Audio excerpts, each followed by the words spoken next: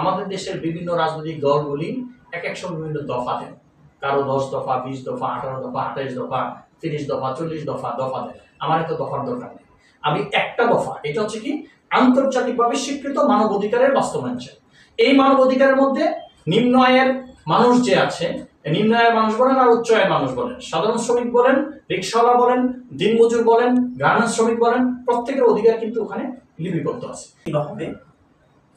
জেডএফবিউজের সমসাময়িক বিষয় নিয়ে আজকের আলোচনার টপিকস হিসেবে আমরা বাছাই করেছি। আপনাদের সঙ্গে রয়েছি আমি মিয়া আমিনুল ইসলাম। আশা করি পুরোটা সময় নিয়ে থাকবেন। আজকে আলোচনায় অতিথি হিসেবে আমাদের সাথে আছেন বাংলাদেশ জাস্টিস অ্যান্ড ডেভেলপমেন্ট পার্টির চেয়ারম্যান, সেই সাথে জাতীয় জনতার জোটের চেয়ারম্যান জনাব মোহাম্মদ দেলোয়ার হোসেন। আপনাকে স্বাগত জানাচ্ছি। ধন্যবাদ আমিরুল। আজকে চমৎকার একটা বিষয় নিয়ে আজকে আলোচনায় আমাকে সংযুক্ত করার জন্য জেডএফবিউজের পক্ষ থেকে সবাইকে ধন্যবাদ জানাচ্ছি এবং Bangladesh justice and development party এবং জাতীয় জনতা জোটের পক্ষ থেকে সবাইকে ধন্যবাদ জানাচ্ছি। আমরা শুরুতে আসতে চাই, বলা চলে 138টি মে দিবস গেল, কিন্তু শ্রমিকের নিয়তি কতটা বদলালো? অর্থাৎ মে দিবস কেন্দ্রিক কিংবা শ্রমজীবী কেন্দ্রিক কিন্তু বিভিন্ন সময় বিভিন্ন আন্দোলন সংগ্রাম লড়াই হয়েছে, বিভিন্ন সময় বিভিন্ন জায়গায় কথা হয়েছে, কিন্তু শ্রমজীবীদের আসলে যে ভাগ্য সেটি কতটুকু বদলালো বলে মনে হচ্ছে আপনার? ধন্যবাদ আমিরুল, চমৎকার একটা কথা বলেছেন। আসলে 138 বছর চলে গেল। 138টা মে দিবস মানে হচ্ছে প্রতি বছরে একবার। সাধারণত আমাদের দেশে যে ধরেন মাদার্স ডে, আজকে মা দিবস, কালকে বাবা দিবস, পরশুদিন বন্ধু দিবস, হ্যাঁ, তারপরে পহেলা বৈশাখ, তারপরে ধরেন আপনার 21শে ফেব্রুয়ারি আমরা যেমন পালন করি। অর্থাৎ 21শে ফেব্রুয়ারি যখন বাংলাদেশে আসে তখন মানুষের বাংলা ভাষা নিয়ে তাদের আন্তরিকতা, মায়া, মমতা অনেক কিছু ছড়ায় যায়। অথচ সেই 1952 সালে 21শে ফেব্রুয়ারির যেই ভাষা আন্দোলনের জন্ম হয়েছে, ওই সময় থেকে ধরে এখন পর্যন্ত আমার হাইকোর্টের যে রায়, আমাকে যে ফাঁসি দিবে, ফাঁসির কাস্টে ঝোলাবে, আমি কেন ফাঁসির আসামি, কেন আজকে আমাকে ফাঁসি দেওয়া হলো, এইটা ফাঁসির আসামি নিজে জানে না। কারণ এখন পর্যন্ত অফিসিয়াল ল্যাঙ্গুয়েজ বা আমাদের যেই হাইকোর্টের রায় এখনো ইংরেজিতে লেখা হয়। আজকে মা দিবসে শুধু বছরে একবার মা দিবস হয়, বছরে একবার বাবা দিবস হয়। পয়লা বৈশাখ আসলে বাংলাদেশের কালচার, পান্তা খেতে হবে, ইলিশ খেতে হবে, এটা নিয়ে মানুষ ব্যস্ত। কিন্তু পয়লা বৈশাখ যখন চলে যায় তারপর আর খবর থাকে না। ঠিক তেমনি মে দিবস যখন আসে তখন আমরা দেখি যে মে দিবস পালন করার জন্য বিভিন্ন রাজনৈতিক নেতৃবৃন্দ, বিভিন্ন সংগঠন, শ্রমিক সংগঠন তারা উঠে পড়ে লাগে। কিন্তু মে দিবস চলে যাওয়ার সাথে সাথে পরে যখন 2রা মে চলে আসে তখন কিন্তু শ্রমিকের সেই অধিকার নিয়ে চিন্তা থাকে না। মাস শেষে এত কষ্ট করে শ্রমিকের ঘামে এই দেশের শিল্প প্রতিষ্ঠান তৈরি হয়েছে, এই দেশের গার্মেন্টস প্রতিষ্ঠান তৈরি হয়েছে, অথচ আপনার সেই আজ থেকে 138 বছর আগে 8 জন বা 10 জন প্রাণ দিয়েছিল তাদের শ্রমিকের ন্যায্য পাওনার জন্য, ওইটা মে দিবস হিসাবে প্রচলিত হয়ে গেছে সারা পৃথিবীতে। অথচ আজ থেকে কিছুদিন আগেও বাংলাদেশে আপনার গার্মেন্টস শ্রমিকরা আন্দোলন করে কয়েকজন প্রাণ দিয়েছে। এই জায়গাটা আপনাকে একটু থামাতে চাই। সেখানটায় আমাদের সম্পর্কে একটু জিজ্ঞাসা ছিল, সেটি হচ্ছে যে দেখা যায় সবচেয়ে সম্ভাবনাময়ী যে আমরা যদি শ্রমজীবীর কাতারে যদি নিয়ে যাই, যে তরুণরা আসলে আজকে তরুণদেরকে বলা হয় আগামীর ভবিষ্যৎ। তো এই যে বর্তমান যে তরুণ সমাজ বেড়ে উঠছে বিভিন্ন শ্রেণী পেশায়, শিক্ষায়, দীক্ষায় কিংবা অন্যান্য ক্ষেত্রে, তো তাদের যে বেড়ে ওঠা, সেই বেড়ে ওঠার ক্ষেত্রে তাদের প্রতিবন্ধকতা কোনগুলো বলে মনে হচ্ছে? আসলে তাদের এই বেড়ে ওঠার মধ্যে কি কোনো ধরনের সমস্যা দেখা যাচ্ছে কিনা? ধন্যবাদ। সবচেয়ে বড় কথা হচ্ছে আমাদের দেশে আমরা ছোটবেলায় শুনেছিলাম যে আমাদের শিক্ষকরা বলতেন যে পুঁথিগত বিদ্যা আর পরহস্তে ধন, নহে বিদ্যা নহে ধন হলে প্রয়োজন। অর্থাৎ আমাদের দেশে সবকিছুই কর্তার গায়ে কেতাবে আছে কিন্তু গোহালে নেই। আপনি দেখেন প্রতি বছর হাজার হাজার ছেলে মেয়ে পাবলিক ইউনিভার্সিটি হোক আর প্রাইভেট ইউনিভার্সিটি হোক এর থেকে মাস্টার্স কমপ্লিট করে বেরিয়ে আসছে। শুধু যদি ডক্টর চিন্তা করেন, বাংলাদেশে প্রতি বছর অ্যাভারেজে 12 থেকে 15,000 ডক্টর এমবিবিএস পাস করে বেরোচ্ছে। যদি বুয়েট চুয়েট সহ বিভিন্ন কোয়েট চিন্তা করেন, কত হাজার ইঞ্জিনিয়ার বেরোচ্ছে। মাস্টার্স কমপ্লিট করে ছেড়ে বেরোচ্ছে। সমস্যার জায়গাটা কোথায় আসলে? আসলে কি তাদের ডেস্টিনেশনটা কোথায়? আমার দেশের সেই যুব সমাজ কি তাদের ডেস্টিনেশনটা আদৌ খুঁজে পেয়েছে? খুঁজে পায় না। তার কারণ হচ্ছে আজকে যেমন মেয়ে দিবস, আমার দেশে এখন পর্যন্ত একটা শ্রমিক তৈরি করতে পারেনি, আমার দেশে এখন পর্যন্ত একটা ইঞ্জিনিয়ার তৈরি করতে পারেনি। এখন আপনার প্রশ্ন হচ্ছে কি বলেন, এত বড় বড় বুয়েট আছে, চুয়েট আছে, কোয়েট আছে, অনেক কিছু আছে, ইঞ্জিনিয়ার তৈরি করতে পারে না, অনেক কিসব ব্যাপার কথা বলেন। কেন পারলাম? যদি আমার দেশে একজন ইঞ্জিনিয়ার তৈরি হতো তাহলে বাংলাদেশের বড় বড় প্রকল্পের পরিকল্পনার জন্য দেশের বাইরে থেকে প্রকৌশলী আমরা হায়ার করে নিয়ে আসতাম না। অথচ বাংলাদেশের যে ইঞ্জিনিয়াররা তারা কিন্তু দেশের বাইরে গিয়ে আমরা বিভিন্ন পত্রপত্রিকা বা মিডিয়ার মাধ্যমে, সোশ্যাল মিডিয়ার মাধ্যমে জানতে পারি যে এই বিশ্বের এমন দেশের এইটার স্ট্রাকচার যে করছেন আর্কিটেক্ট বাংলাদেশের, এইটার কাজ বাংলাদেশে মুখ করছে, ও করেছে।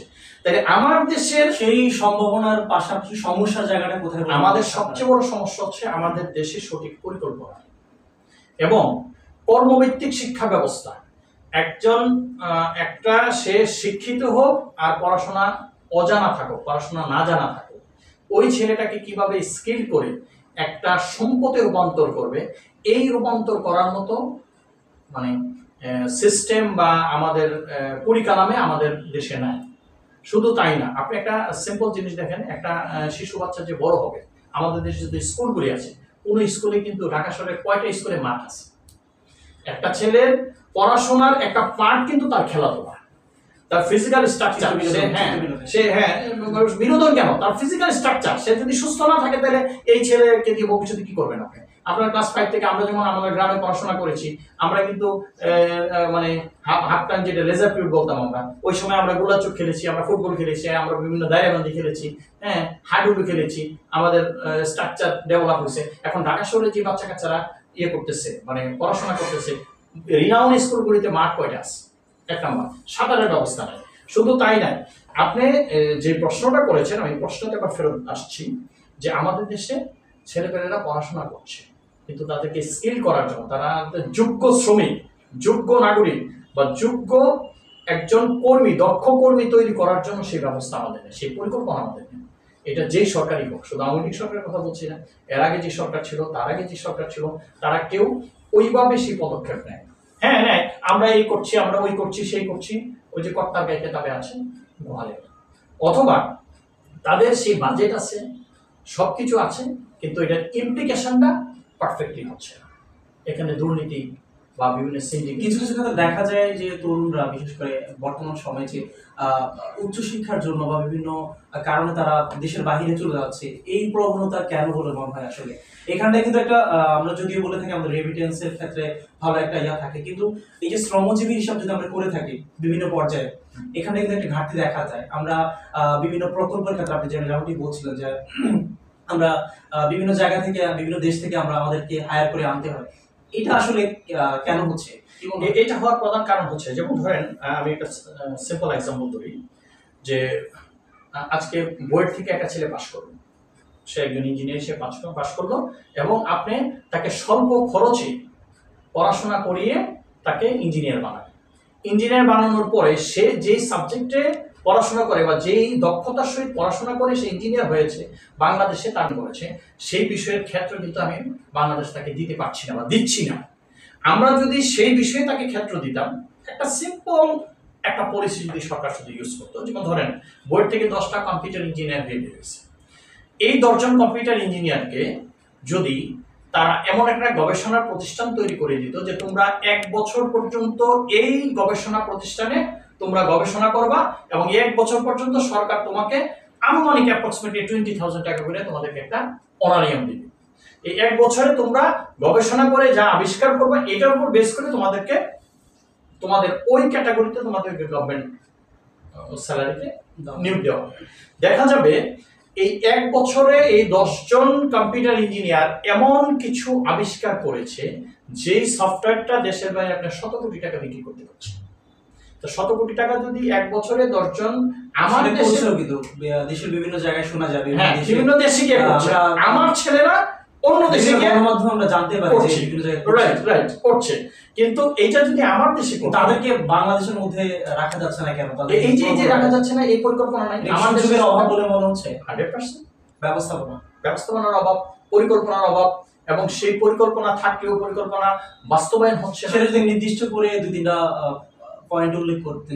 এই যেমন আমি একটা পয়েন্ট উল্লেখ করলাম যে আজকে বুয়েট চুয়েট কোয়েট থেকে যে ধরেন সফটওয়্যার ইঞ্জিনিয়াররা বেরোচ্ছে বা বিভিন্ন ধরনের পাবলিক ইউনিভার্সিটি বা প্রাইভেট ইউনিভার্সিটি বেরোচ্ছে, তাদেরকে যদি একটা বিশাল গবেষণার ব্যবস্থা করে দিত এবং এই গবেষণাগারে তারা ঢুকবে, তারা মান্থলি একটা অনারিয়াম পাবে। কারণ মাস্টার্স কমপ্লিট করে সে ইঞ্জিনিয়ার হওয়ার পর তো বেকার থাকতে পারে না, সে তো আর বাবা মার কাছ থেকে ওই ব্যবস্থা নিতে পারে না। যেমন একজন ডাক্তার সে যখন অনারারি করে তাকে 1000 টাকা অনারিয়াম দেয়, এক বছর সে অনারারি করে 1000 বা এখন সম্ভবত 3000 টাকা হয়েছে কিনা আমি জানি না, মানে আমি আগে যত জানতাম যে 1000 টাকা।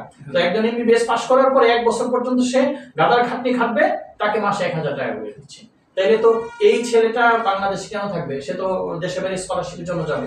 তা আপনি যদি ওই 10টা ইঞ্জিনিয়ার এবং 10 জন করে যদি বিভিন্ন ভাগ করে দেন, একটা বিশাল গবেষণাগার তৈরি করে দেন যে তোমরা যা আবিষ্কার করবে এটার উপর বেস করে তোমাদের গভর্নমেন্ট জব হবে, নট বিসিএস যে তুমি বিসিএস এই তুমি শুধু বেটার কিছু পাবা আদারওয়াইজ পাবে না। না, সে 1 বছর গবেষণা করে এমন সফটওয়্যার সে তৈরি করবে যেই সফটওয়্যারের মাধ্যমে এই সফটওয়্যারটা আপনার 100 কোটি টাকা 1000 কোটি টাকা বিক্রি করছেন। তাহলে এই ছেলেদেরকে যদি মাসে 5 লাখ টাকা স্যালারিতে গভর্নমেন্ট অ্যাডহকে নিয়োগ দেওয়া হয়, তাহলে তো দেশের ক্ষতি হবে না। অর্থাৎ বলতে চাচ্ছেন যে উন্নত দেশের যে ব্যবস্থাপনা, সেই ব্যবস্থাপনার মতো আমার দেশে যদি ভালো হচ্ছে। আমরা একটু আবারও আমাদের প্রসঙ্গের মাঝে আসতে চাই। আমাদের আজকের প্রসঙ্গ ছিল মূলত শ্রমজীবীদের অধিকার কতটুকু নিশ্চিত হচ্ছে কিংবা হবে।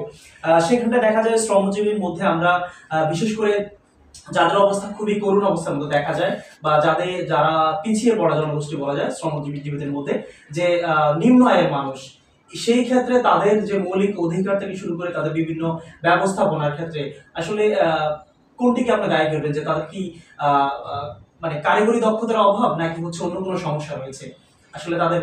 এখানে সবচেয়ে বড় যে বিষয়টা আমাদের দেশে প্রতিবন্ধকতা সৃষ্টি করছে, একটা হচ্ছে আমি আপনাকে বলতে চাই যে আন্তর্জাতিকভাবে স্বীকৃত জনগণের অধিকার, মানবাধিকার যেটাকে বলে, এই মানবাধিকার যে বাস্তবায়ন আমাদের দেশের বিভিন্ন রাজনৈতিক দলগুলি এক সময় বিভিন্ন দফা দেন, কারো 10 দফা, 20 দফা, 18 দফা, 28 দফা, 30 দফা, 40 দফা দেন। আমার এত দফার দরকার নেই, আমি একটা দফা, এটা হচ্ছে কি আন্তর্জাতিকভাবে স্বীকৃত মানবাধিকারের বাস্তবায়ন চাই।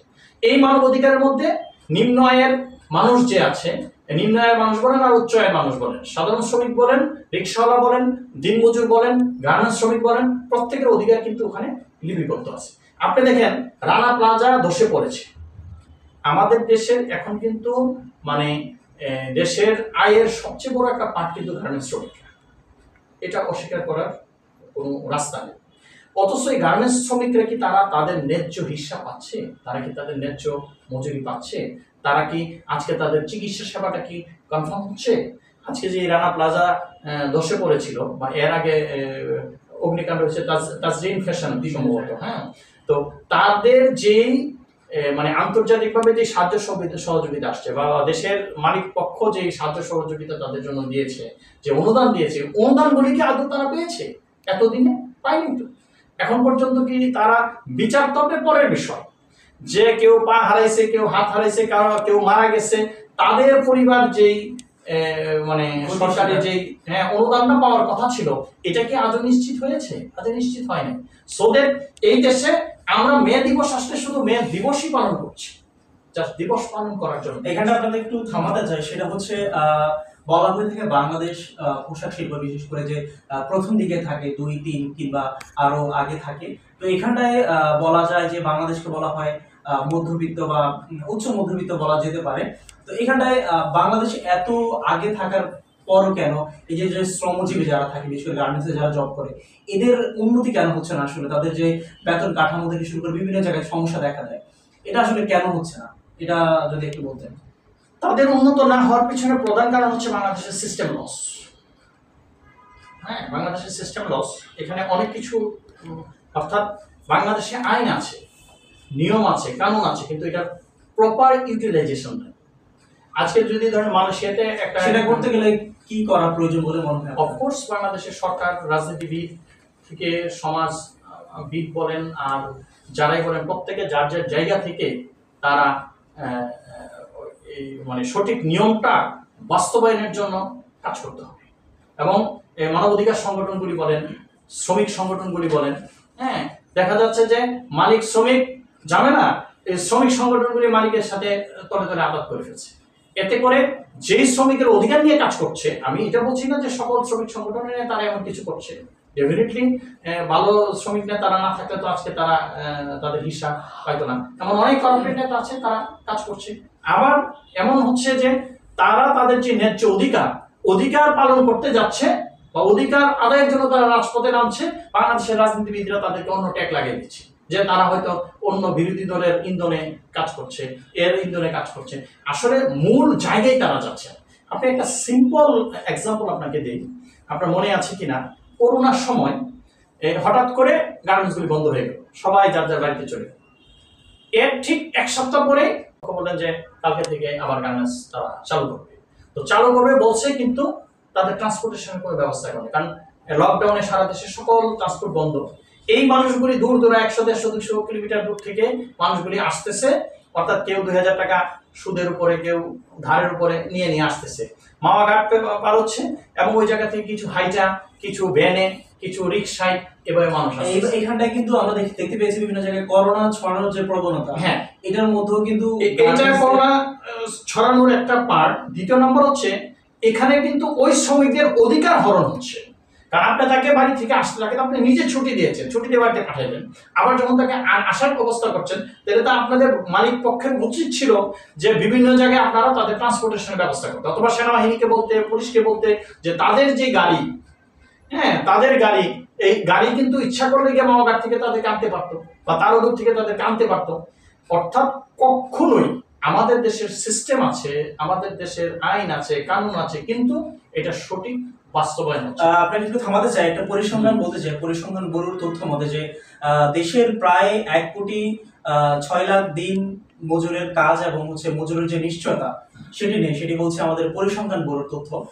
তো এখানটা দেখা যায় বিভিন্ন নির্মাণ শ্রমিক থেকে শুরু করে বিভিন্ন পেশার যারা নিয়োজিত, এইখানটা একটু জানতে যাওয়া আসলে এই যে তাদের যে নিশ্চয়তার বিষয়টা আসলো, এই নিশ্চয়তাটা কে দিবে আসলে, বা হচ্ছে এইখানটায় কাদেরকে আপনি দায়ী করতে পারেন, বা কাদের এই আপনার তাদের যে নিশ্চয়তা দেওয়ার বিষয়ে কাদের এগিয়ে আসা উচিত বলে মনে করেন আপনি? এখানে একটা সিম্পল বিষয় আপনি চিন্তা করেন, নির্মাণ শ্রমিক ধরেন, একজন নির্মাণ শ্রমিক কার আন্ডারে থাকে, একজন ঠিকাদার এবং প্রথম শ্রেণীর ঠিকাদার। একজন প্রথম শ্রেণীর ঠিকাদার যদি তার শ্রমিককে দিন শেষে মজুরি না দেয়, তার জন্য কিন্তু ওই প্রথম শ্রেণীর ঠিকাদারকে কারো কাছে জবাবদিহি করতে হয়, কারো কাছে জবাবদিহি করে না। এবং এই জবাবদিহিতার যে জায়গা, এই জায়গাটা কিন্তু আমাদের দেশে নাই। কারণ হচ্ছে যারা যারা বড় বড় ঠিকাদার, তারা সবসময় কোনো না কোনো সরকারের, মানে অর্থাৎ তাদের কিন্তু কোনো রাজনৈতিক দল না, তারা সব সরকারের আমলেই তারা স্টার সুযোগ দিচ্ছে। সব সরকারের আমলেই বড় বড় ঠিকাদাররা তারা সরকারি, তারা দে অলওয়েজ গভর্নমেন্ট পার্টি। এটা বিএনপি আসলে তারা গভর্নমেন্ট পার্টি, আওয়ামী লীগ আসলে গভর্নমেন্ট পার্টি, জাতীয় পার্টি থাকলে তারা গভর্নমেন্ট পার্টি। এর মানে হচ্ছে বাংলাদেশের জবাবদিহিতার জায়গাটা যদি আপনি 100% নিশ্চিত করতে পারেন, যেটা উন্নত বিশ্বে আছে, তাইলে শ্রমিকের ন্যায্য মজুরি, শ্রমিকের ন্যায্য হিস্সা অবশ্যই বাস্তবায়ন হবে। এটা হচ্ছে একমাত্র উপায়। আর এমনি আপনি যতই করেন, মানবাধিকার সংগঠন বলেন, এই বলেন, সে বলেন, হ্যান বলেন, আসলে কেউ কোনো কিছু করতে পারছে না। আপনাকে জবাবদিহিতার জায়গাটা নিশ্চিত। আর একটি তথ্য আমরা দিতে চাই আপনাকে, জানিয়ে রাখতে, সেটা হচ্ছে তথ্য বলছে, সিবিডি তথ্য বলছে প্রতি বছর দেশ হারাচ্ছে 3200 কোটি কর্মঘণ্টার কথা বলা হয় যে আমরা বিভিন্ন সময় দেখে যে বিশেষ করে ঢাকা শহরে যানজটের কারণে হচ্ছে, এবং পাশাপাশি বলছে যে রাজধানীতে নষ্ট হচ্ছে $600 কোটি সমপরিমাণ শ্রম উৎপাদনশীলতা। অর্থাৎ আপনি যখন দেশকে উন্নত করতে যাচ্ছেন, পাশাপাশি আপনি বিভিন্ন সম্ভাবনা দেখছেন, এর মাঝামাঝি কি এই ধরনের বিষয় নিয়ে ভাবার সময় এসেছে কিনা? আসলে অফকোর্স এখানটা আসলে কোন বিষয়টাকে দায়ী করতে আপনি, এখানে আমাদের সিস্টেম লস হচ্ছে। আপনি যেমন একটা সিম্পল এক্সাম্পল, এখন মেট্রো রেল হয়েছে, মেট্রো রেলে তো আর সারা ঢাকা সিটির মানুষ চলা সম্ভব না, কারণ মেট্রো রেলেরও তো একটা নির্দিষ্ট পরিমাণ তার ক্যাপাসিটি আছে।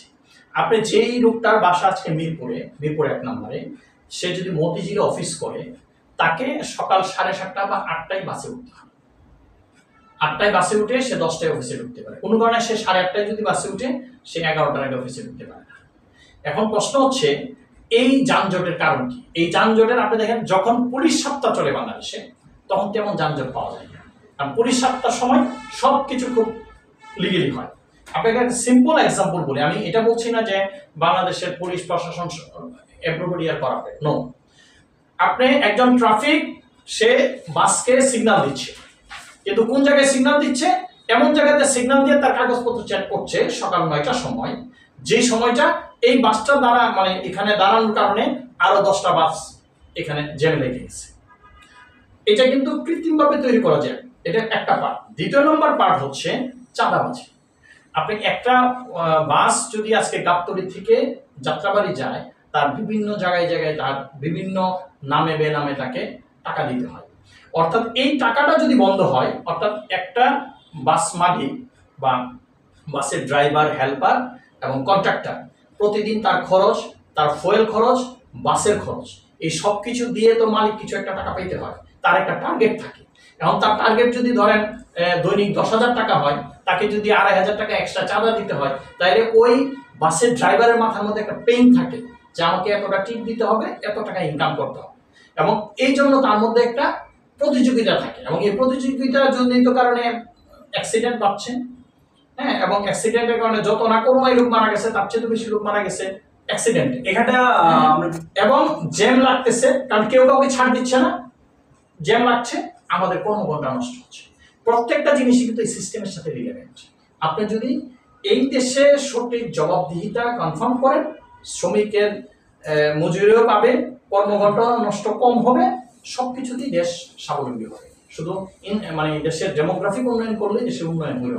দেশের স্বাবলম্বীর কথা বলছিলেন, আমরা একটি তথ্য দিতে চাই, যেটি বাংলাদেশ উন্নয়ন গবেষণার একটি তথ্য বলছে যে জাতীয় বিশ্ববিদ্যালয়ের 28% শিক্ষার্থী বেকার বর্তমানে রয়েছে। আমরা এছাড়াও দেখি যে বিভিন্ন বিশ্ববিদ্যালয়ের শিক্ষার্থীরা তারা আত্মহত্যার মতো তারা পথ বেছে নিচ্ছে। তাদের বিভিন্ন সময় দেখা যায় তাদের চিরকুটে তারা লিখে রাখছে যে হতাশার কথা তারা ব্যক্ত করছে। এটা আসলে কেন হচ্ছে? এই যে শুরু থেকে বলছিলেন যে আসলে তরুণদের কথা, যারা আগামীর ভবিষ্যৎ হবে সম্ভাবনাময় বাংলাদেশে, আসলে তাদের এই হতাশা বা তাদের এই অবস্থা কেন? তাদের এই হতাশা হওয়ার প্রধান কারণ হচ্ছে একটা ছেলে মাস্টার্স কমপ্লিট করছে, কিন্তু মাস্টার্স কমপ্লিট করার পরে তার যোগ্য ক্ষেত্র পাচ্ছে না, কর্মসংস্থান পাচ্ছে না, সে বেকার জীবন যাপন করছে। আর এই বেকার থেকে তাকে স্বাবলম্বী করার জন্য তাকে যে একটা স্কিল করে তোলা, তাকে কর্মভিত্তিক শিক্ষা ব্যবস্থা হিসাবে তাকে একটা মানব সম্পদে রূপান্তর করা, এটা কিন্তু আমাদের দেশে হচ্ছে না। সেটি কি সার্টিফিকেটের মধ্যে সীমাবদ্ধ থাকবে নাকি হাতে কলমে কিংবা হাতে কলমে? আমাদের দেশে আরেকটা বিষয় জানতে চাই, সেটি হচ্ছে বলা চলে যে যারা অনার্স কিংবা মাস্টার্স শেষ করে থাকে, বিভিন্ন সময় দেখা যায় চাকরির সার্কুলার গুলোর মধ্যে থাকে যে 2 কিংবা 3 বছর অভিজ্ঞতা সম্পন্ন তারা খুঁজে। তো তাদের যে এতদিনকার পড়াশোনা, এত বছরের পড়াশোনা, সেই পড়াশোনার কোনো দাম নেই বা সেই অভিজ্ঞতা থেকে তাদের কোনো মানে কাজে লাগানোর মতো রাইট। এই যে বিষয়টা, যদি আজকে কর্মভিত্তিক শিক্ষা ব্যবস্থা তৈরি হতো বাংলাদেশে বা সিস্টেমটা চালু হতো, হ্যাঁ, অথবা আমাদের বাংলাদেশ জাস্টিস এন্ড ডেভেলপমেন্ট পার্টির ম্যানিফেস্টেশন একটা আছে যেটা হলো গণবিশ্ববিদ্যালয় বা এটা কমিউনিটি বিশ্ববিদ্যালয় যেটাকে বলে। অর্থাৎ গ্রাম অঞ্চলে একজন ইঞ্জিনিয়ার হবে, সে ইঞ্জিনিয়ার শুধু বুয়েটে পড়বে না, সে যেই ক্ষেত্রে ইঞ্জিনিয়ার হবে, টেক্সটাইল ইঞ্জিনিয়ার হবে, টেক্সটাইল মিলে গিয়ে সে পড়াশোনা করবে। হ্যাঁ, অর্থাৎ তার কর্মভিত্তিক শিক্ষা ব্যবস্থাটা যদি তৈরি হয়, তাহলে তার যে পড়াশোনার যে টাইমটা, পড়াশোনার টাইমটা তার অভিজ্ঞতা হিসেবে এখানে কাজ করবে। কারণ আপনি যদি সবসময় শুধু এক্সপিরিয়েন্স চিন্তা করেন, তাহলে যে ছেলেটা আজকে বেরিয়ে আসছে তার কি হবে? এই সিস্টেমটা চেঞ্জ করতে হবে, কর্মভিত্তিক শিক্ষা ব্যবস্থা তৈরি করতে হবে। তাইলে আমাদের দেশে এই হতাশা থেকে আজকে যে মাদকের সয়লাভ, যে ছেলেটা একসময় 5 ওয়াক্ত নামাজ পড়তো, সে সিগারেট পর্যন্ত খেত না, এই ছেলেটা আজকে বিভিন্ন নেশাদ্রব্যের সাথে জড়িত হয়ে যাচ্ছে। এর পিছনে প্রধান কারণই হচ্ছে একমাত্র তার হতাশা, তার ডিপ্রেশন। মাস্টার্স কমপ্লিট করছে কিন্তু তার কোনো জব নেই, কাজ নাই, সে রাস্তা রাস্তায় ঘুরছে। আর মাস্টার্স কমপ্লিট করে সে তো দিন মজুরি কাজও করতে পারছে না। এখানে একটু আসতে চাই, সেটা পরিসংখ্যানে বিভিন্ন জায়গায় দেখা যায় যে গ্রাম, বিশেষ করে গ্রাম থেকে আসা গ্রামীণ তরুণরা তারা কিন্তু ঢাকায় কিংবা বিভিন্ন শহরাঞ্চলে এসে তাদের পড়াশোনায় প্রতি হতাশার জায়গা থেকে তারা বিভিন্ন জায়গায় তারা চলে আসছে। যে আমরা যদি দেখি যে বাসের হেল্পার থেকে শুরু করে বিভিন্ন জায়গায় তারা, এই যে তাদের যে ডিমোটিভেট হওয়ার যে বিষয়টা, সেটি কিন্তু একটা সময় গিয়ে দেখা যায় চরম পর্যায়ে পৌঁছে যায় আসলে। তো এখানটাই কি আসলে ব্যবস্থাপনাকে দায়ী করবেন, নাকি হচ্ছে যে তরুণ এই পর্যায়ে এসেছে তারও কোনো ধরনের মানে বলা চলে যে তারও কোনো সমস্যা রয়েছে কিনা, বা তারও কোনো ধরনের এটা আসলে কেমন হচ্ছে? সুন্দর কথা বলছে। শুধু বাসের হেল্পার না, আমি ঢাকা শহরে ঘুরতে গিয়ে এমন অনেক রিক্সাওয়ালাকে দেখেছি সে গ্রাজুয়েশন কমপ্লিট করে, রিক্সাওয়ালাকে দেখেছি, বাসের ড্রাইভার দেখেছি, বা আমি কোনো কাজকেই ছোট ছোট করে দেখছি না, কিন্তু একজন যোগ্য ব্যক্তি তার যোগ্য স্থান পাচ্ছে না। এটার জন্য একমাত্র বাংলাদেশের সিস্টেম নেই, একমাত্র জনসংখ্যার বিষয়টিও তো দেখা লাগে না। আপনি তো সবকিছুই তো বলতে চাচ্ছেন যে জনসংখ্যাকে জনসম্পদে রূপান্তর করা 100%। আপনি তো সব গভর্নমেন্ট জব পাবেন না, সব তো গভর্নমেন্ট জব পাবে না। আজকে ধরেন এই যে কোটা আন্দোলন করছে ছেলেরা, বাংলাদেশে গভর্নমেন্ট চাকরি আছে কত? 15 লাখ, 16 লাখ, 20 লাখ, 20 লক্ষ কোটা তো একসাথে খালি হবে না। খালি হবে কি? এই 20 লাখ তো সচিব মহোদয় থেকে ধরে চাপরাশি পর্যন্ত সবাইকে একসাথে পদ্ধতি করবে। বাংলাদেশে এখন অ্যাপ্রক্সিমেটলি যদি আপনি রিয়েল বেকার ধরেন 5 কোটির উপরে, 5 কোটির উপরে প্রায় বেকার। যে লোকটা তার যোগ্য জায়গা পাচ্ছে না, সে কিন্তু মানে কর্মভিত্তিক ইন্টারন্যাশনাল রুলস এটা পড়ে না। আপনি ধরেন একজন ইঞ্জিনিয়ার, কিন্তু আপনি গিয়ে ব্যবসা বাণিজ্য করছেন, আপনি কিন্তু আপনার মানে আপনি বেকার, এক্সেন্সে আপনি বেকার। এখন প্রশ্ন হচ্ছে যে আপনাকে প্রত্যেকটা মানুষকে মানব সম্পদে যখন রূপান্তর করবে, স্বাভাবিকভাবে বেকার সমস্যা কমবে, ডিপ্রেশন কমবে, অকর্মণ্য মস্তিষ্ক শয়তানের আড্ডাখানা। আপনি যখন অবসর থাকবেন স্বাভাবিকভাবে, তখন আপনার মাথার মধ্যে মাদক ঢুকবে, টিচিং ঢুকবে, আপনার জঙ্গিবাদ ঢুকবে, আপনার ইয়ার মধ্যে অপকর্ম ঢুকবে, সন্ত্রাসী ঢুকবে, কিশোর গ্যাং ঢুকবে। যখন আপনি কোনো কর্ম ব্যস্ততার মধ্যে থাকবেন, স্বাভাবিকভাবে আপনার ওই কর্মটাই থাকবে আপনার জন্য সবচেয়ে বড় জিনিস। এই জন্য আমাদের দেশের সবচেয়ে বড় যে জিনিসটা দরকার, শুধু এই পুঁথিগত বিদ্যা, আমি আজকে গ্রাজুয়েশন কমপ্লিট করলাম, মাস্টার্স কমপ্লিট করলাম, আরো এমবিএ বিবিএ করলাম, কিন্তু প্র্যাকটিক্যাল ফিল্ডে আমি কিছুই পারলাম না। স্বাভাবিকভাবে একটা প্রতিষ্ঠান তো আপনাকে নিবে না। সো প্রাইভেট সেক্টরে আমার কর্মসংস্থানের পর্যাপ্ত ব্যবস্থা করতে হবে, এবং বাংলাদেশের প্রত্যেকটা শিশুকে 5ম শ্রেণীর পর থেকেই তাকে কর্মভিত্তিক শিক্ষা। আমরা আমাদের আলোচনা শেষ পর্যায়ে চলে এসেছি। আমরা একদম শেষ পর্যায়ে আমরা জানতে চাই ছোট করে যে আমাদের যে টপিক ছিল আজকে, যে আলোচনার বিষয়বস্তু, যে শ্রমজীবীদের অধিকার কতটুকু নিশ্চিত হচ্ছে কিংবা হওয়ার পথে, সেটি একটু যদি ছোট করে বলতেন সব মিলে। একদম ছোট্ট কনক্লুশনে আমি যেটা বলতে চাই, আসলে প্রকৃতপক্ষে বাংলাদেশে এখন পর্যন্ত শ্রমজীবীদের বা শ্রমিকদের, দিনমজুরদের অধিকার বাস্তবায়ন হয়নি। কতটুকু হবে এতটুকু আমরা জানি না, কিন্তু আপনার এই মিডিয়ার জায়গা থেকে আমি কিছু দাবি জানাতে চাই। এখন পর্যন্ত তাজরিন ফ্যাশন, তারপরে রানা প্লাজা সহ বা বিভিন্ন আন্দোলনে যে শ্রমিকরা তাদের জীবন দিয়েছে, তাদের কারো কোনো দাবি আজ পর্যন্ত পূরণ হয়নি। তাদের সেই ন্যায্য দাবিগুলি যেন তাদের কাছে পৌঁছে দেওয়া হয়, এবং বাংলাদেশের গার্মেন্টস শ্রমিক বলেন, বিভিন্ন মিল শ্রমিক বলেন, আর দিনমজুর বলেন, তাদের একটা ন্যূনতম তাদের দাবি যে বেতন কাঠামো, বর্তমান বাজারের সাথে সামঞ্জস্য রেখে যদি তাদের সেই বেতন কাঠামোটা, তাদের চিকিৎসা ব্যবস্থাটা এবং তাদের সন্তানদের পড়াশোনার অর্থাৎ মৌলিক অধিকার বিষয়ে, মৌলিক অধিকার আন্তর্জাতিকভাবে স্বীকৃত যে মানব অধিকার, যে মৌলিক অধিকারগুলো যেন বাস্তবায়িত হয়। ধন্যবাদ জানাতে চাই। আমাদের সাথে যুক্ত ছিলেন Bangladesh justice and development party chairman, সেই সাথে জাতীয় জনতার জোটের চেয়ারম্যান মোহাম্মদ দেলোয়ার হোসেন, এবং আপনাদের সাথে পুরো সময় জুড়ে ছিলাম আমি মিয়া আমিরুল ইসলাম। জিলেবি ভিউজের সমসাময়িক বিষয় নিয়ে আমরা আপনাদের সাথে আবারও হাজির হব। সেই পর্যন্ত ভালো থাকুন, সুস্থ থাকুন এবং আমাদের সাথে থাকুন। ধন্যবাদ আপনাদেরকেও। আসসালামু আলাইকুম।